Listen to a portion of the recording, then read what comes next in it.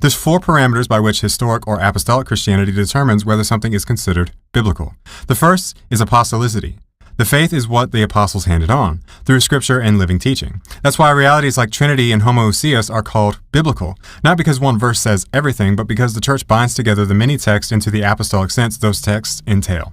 Secondly, Catholicity, or consensus. What has been believed everywhere, always and by all, keeps development organic. Councils don't invent new doctrines. They recognize what the church already prays and teaches. Third is conciliar judgment. When readings clash, ecumenical councils provide a transpersonal decision. After Nicaea or Chalcedon, Scripture is not smaller or constrained in any negative way. It is stabilized against, to put it lightly, private systems, or to put it bluntly, heresies. And finally, liturgical reception. The church believes as she worships. The church's worship is her long memory. Baptismal formulas, Eucharistic prayers, feasts, etc., these bind exegesis to the church's lived confession. Now, I invite you to notice how the framework of the historic or apostolic church's rule of faith provides the counterbalance to each of the Protestant schools of thought. These historic parameters don't erase Protestant insights. They provide stability as they right the boat, so to speak.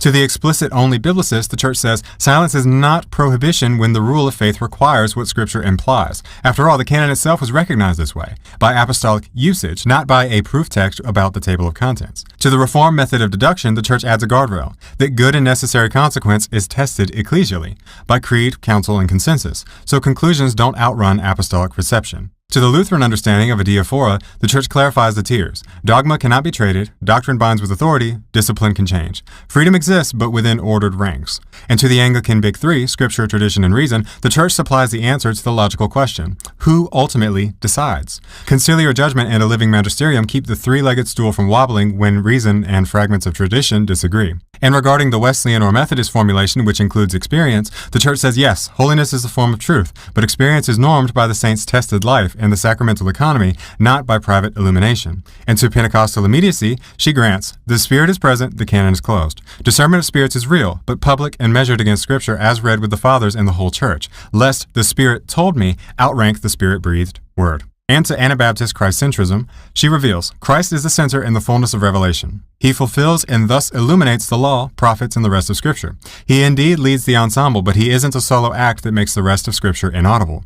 And to mainline progressive trajectory readings, she affirms growth while binding it to the deposit. Genuine development unfolds. It does not invert what Scripture and creed teach.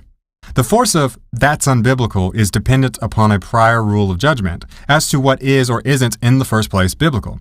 Without an actual public authority, the charge collapses into my method of determining what is or isn't biblical versus yours, which is a private verdict pretending to be a universal law. To state the logic explicitly, private methods produce private verdicts. That's unbiblical is a verdict. Therefore,